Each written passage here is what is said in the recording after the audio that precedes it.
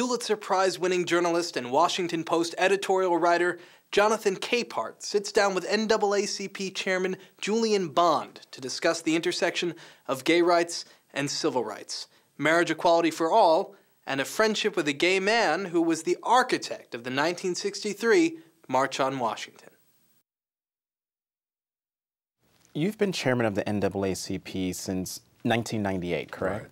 How has the organization changed or evolved since the civil rights movement? Well, it has changed focus in a slight way, because we've always had the same focus, which is fighting racial discrimination. We've done that since 1909, and I'm sorry to say we'll probably be doing it for some time in the future. Let's talk about the time back during the civil rights movement. You've said that there were many gays and lesbians involved in the movement, of course, and you credited them with shaping your views on gay rights.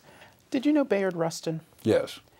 Talk about Bayard Rustin. He was part of Dr. King's inner circle. He helped pull off the March on Washington in 1963, and he was gay. He, as you say, he was just a seminal figure in this movement, because King depended on Bayard for so many things. He was King's first educator in nonviolence, and he just expanded King's knowledge of this 100-fold. You know, Bayard wrote the first article ever published under Dr. King's name. I think it was, I'm not sure it was in the Nation magazine, but an article sort of revisiting the Montgomery bus boycott and saying what it meant, and Bayard Rustin wrote that. To say he organized the March on Washington really doesn't give him enough credit. He put this thing together. Now, we're used to, you know, big protests in Washington nowadays. They happen, it seemed, almost every week or so. But this was almost a first. And it was certainly the first involving black people. And it was a first involving bringing people from all over the country here in Washington for this event. And Rustin just was such a superb organizer. He pulled it off, and no problem. You're one of the few prominent members of the civil rights movement to come out full square in favor of gay marriage. It just seems to be something right to do. It seems to me that the right to be married is a civil right, and I believe civil rights ought to be extended to everybody. Who ought not have these rights? What category of people ought not have these rights? I can't think of one. I've been married twice, and I know what the benefits are, the economic benefits are to a couple. And I don't want to shut other people off from these benefits. Earlier this year, you opened the 20th Annual Creating Change Conference, sponsored by the National Gay and Lesbian Task Force. And you said then, quote, "Like race, our sexuality is not a preference. It is immutable, unchangeable, and the Constitution protects us all against prejudices and discrimination based on immutable differences." What do you say to those who flat out disagree with that assessment? Well, if they seem to be open to some kind of rational argument, then I try to make a rational argument. Your sexuality is an immutable characteristic. It's something you're born with. You don't say, hey, I think I'll be gay. You are gay when you're born, or you're not gay.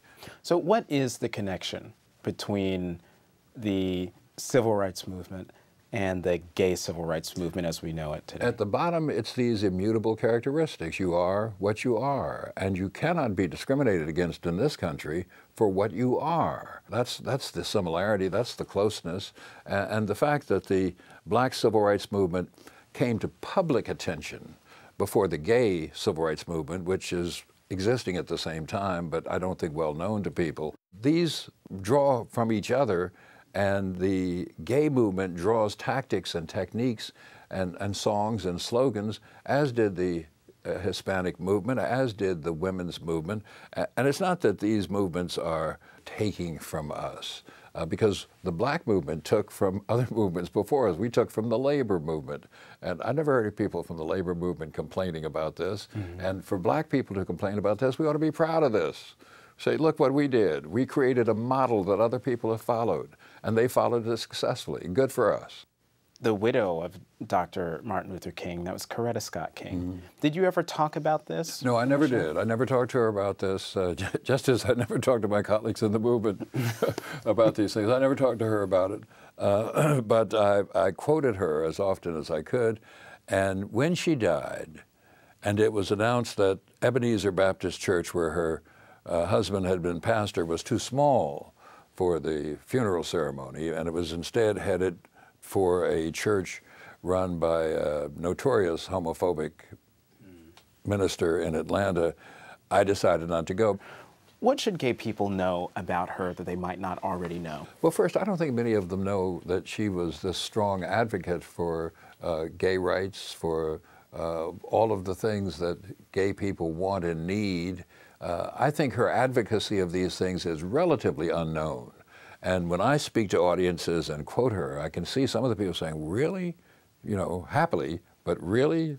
And so I think they could learn some more about her. She was in many ways a remarkable person, and to think of her as the wife and widow of Martin Luther King in some ways diminishes her, because she was more than that, she was greater than that, she had a life of her own, she was an independent person, so of course she was the wife, of course she was the mother, of course she was the standard bearer after he died, but she was more than that. Mm-hmm. You have gone basically around the country campaigning against anti-gay marriage amendments in various states.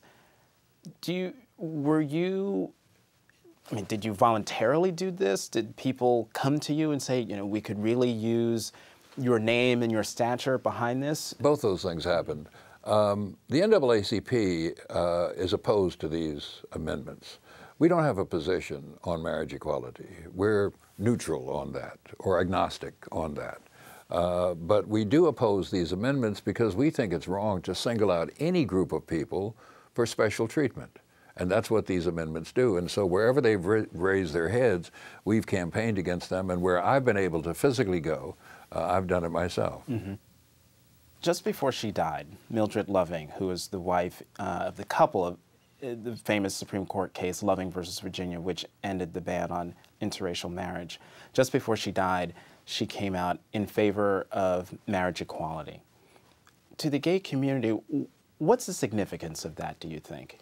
Well, it ought to have significance not just to the gay community, but the African-American community and the American community. Here's this woman who, with her husband, fought to eliminate this barrier to interracial marriage, making it possible for me to get married in Virginia, because I married a white woman in Virginia, and making it possible for others around the country who previously couldn't get married to get married now. She's an icon of the marriage movement, and now she can become an icon of the marriage equality movement. So again, like Mrs. King, I don't think as many people know as should know about Mrs. King's attitudes. And I don't think as many people know as should know about Mildred Loving's attitudes. And I'd hope she'd be raised up and used as an example. Here's this woman who fought for her own rights and now feels that she must also fight for others' rights. Here's the closing cosmic question. I am a 17, 18-year-old black kid anywhere in the United States. Urban America, rural America, suburban America, exurban America.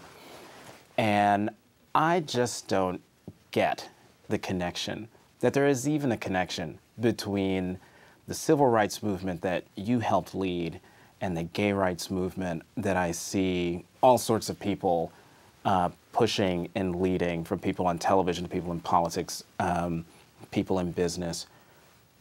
One, why should I care? And two, what is the connection? Convince me.